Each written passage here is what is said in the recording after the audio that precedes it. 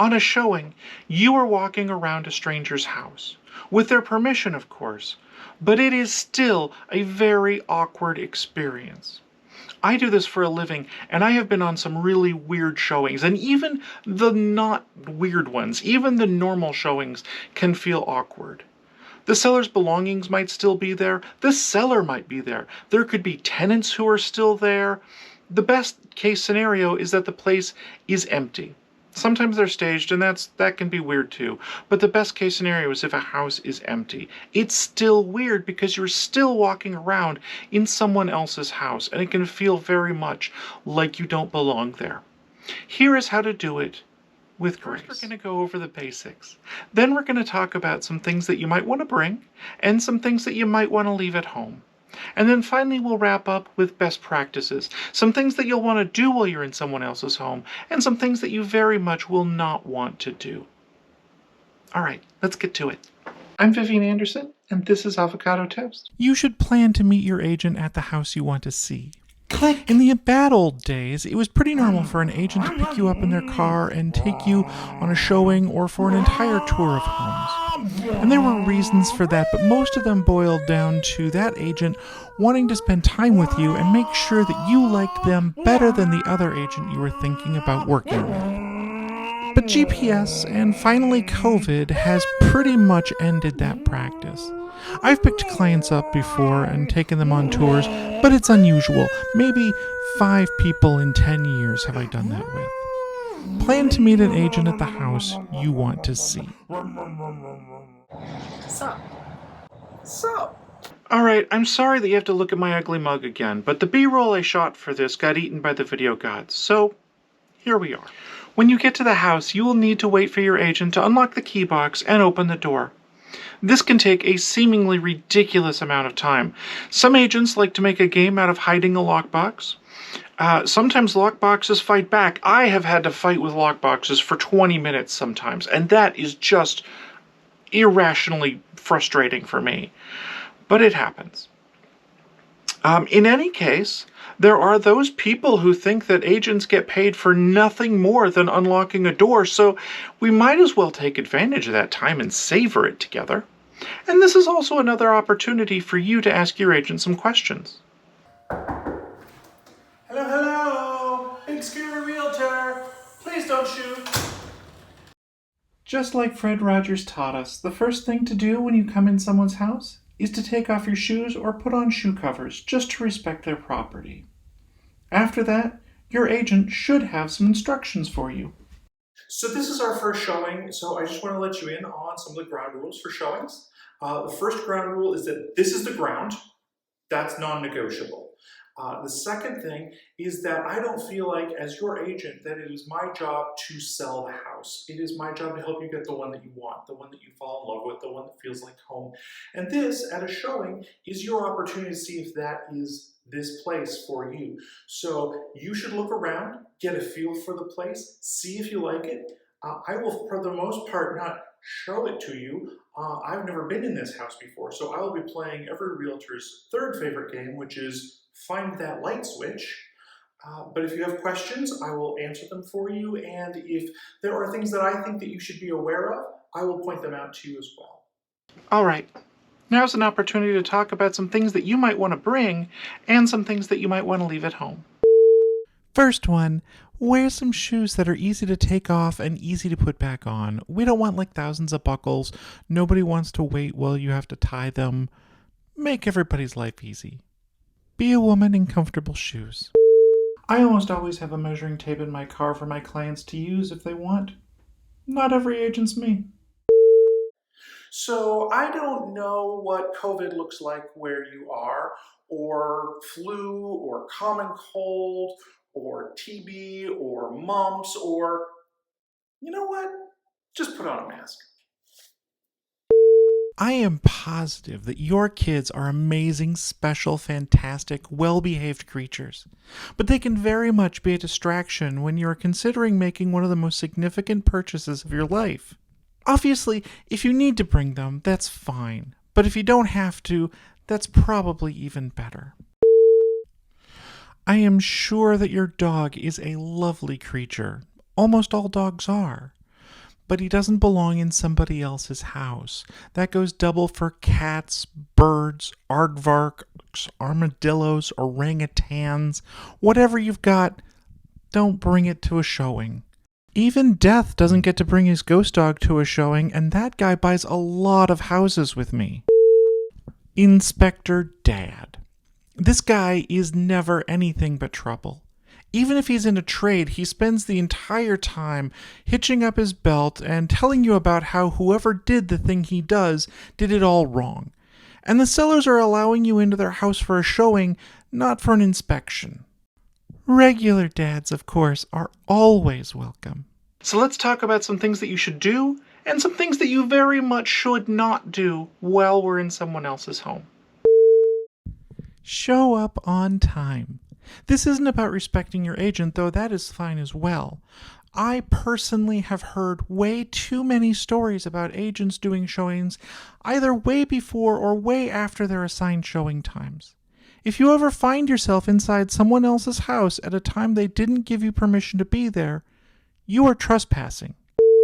Once you get inside the house, this is your opportunity to look around, to see if it's the one that feels like home to you, to see if you like it, to see if it's going to fit your needs. And that's what you should really be focused on at this point.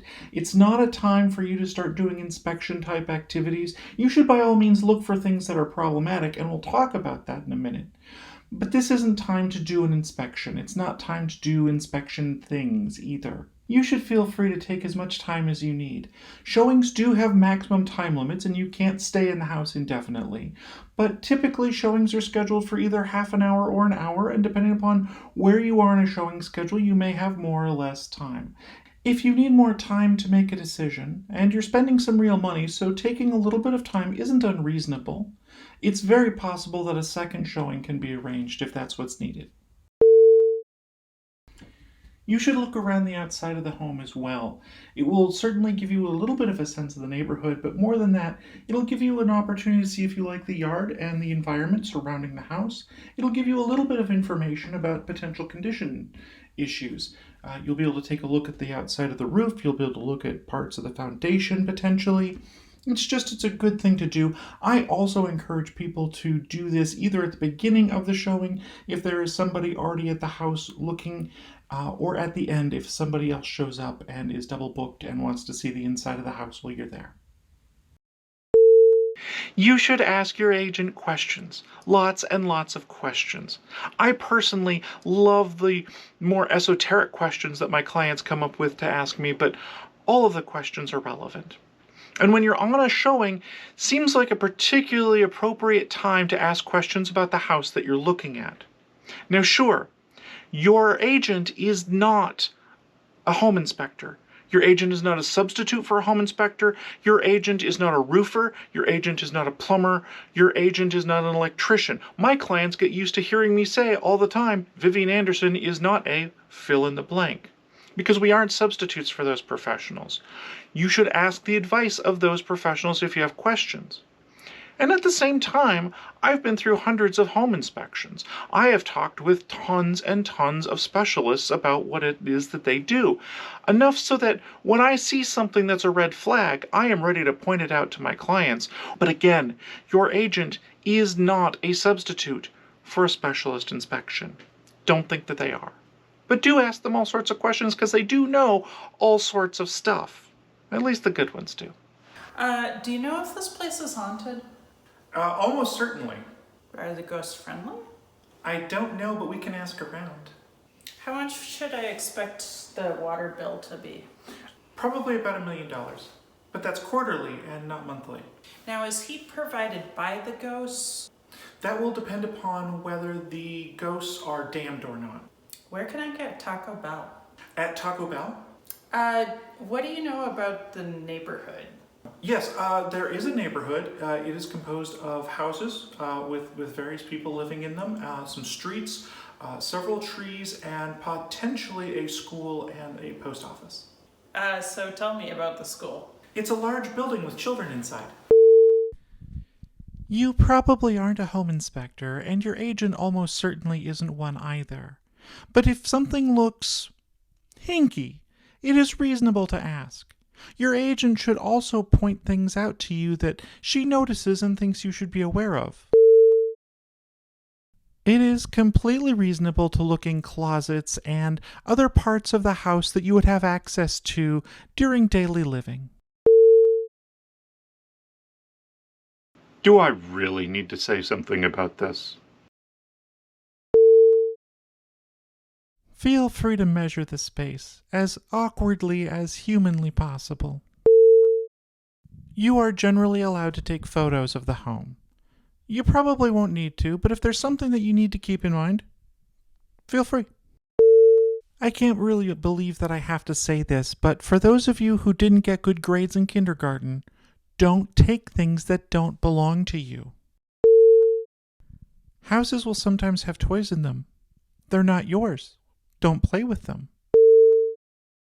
You may find a musical instrument on a showing, and if it's not your instrument, you shouldn't be playing it. Can you believe it? Not one single lesson. This should go without saying. Don't be Polly Walnuts. Hey, dystopian corporate assistant assigned to collect and aggregate my data to better sell me products and services. And or camera placed by the seller? I'm listening. Okay, look, I know that there is a certain adolescent joy that comes with breaking things. This is not the time to indulge that particular pleasure. It isn't appropriate to go into parts of the home that you would not usually have access to, like crawl spaces or attics. You really should not try to climb up on the roof. You shouldn't attempt to remove covers from electrical panels or furnaces or the like either. Those are inspection-type activities, and unless the seller has given you permission to inspect the home, you really don't, strictly speaking, have permission to perform those sorts of activities. Okay, don't be a jerk. I know we're still trying to figure out the etiquette of online life and social media, and it's fine for you to take a bunch of photos, but don't post those photos online for other people to see. Those are just for your reference. Don't harass the neighbors. It's fine to talk with them, but don't harass them. While we're on the topic, don't harass anybody. All right, you are briefed. And I think most of this comes down to just respecting other people's homes. And that shouldn't be too hard to do. I think my next video is going to be about how to hire a realtor, or at least how to hire a good realtor. Hiring any old realtor is pretty simple.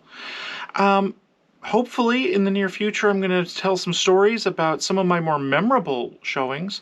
The time I thought I was getting shot at, the couple times I've walked in on exhibitionists, those are good times. The X-Files house, that one was my personal favorite. If you want to be notified of any of these when they drop, you know what to do.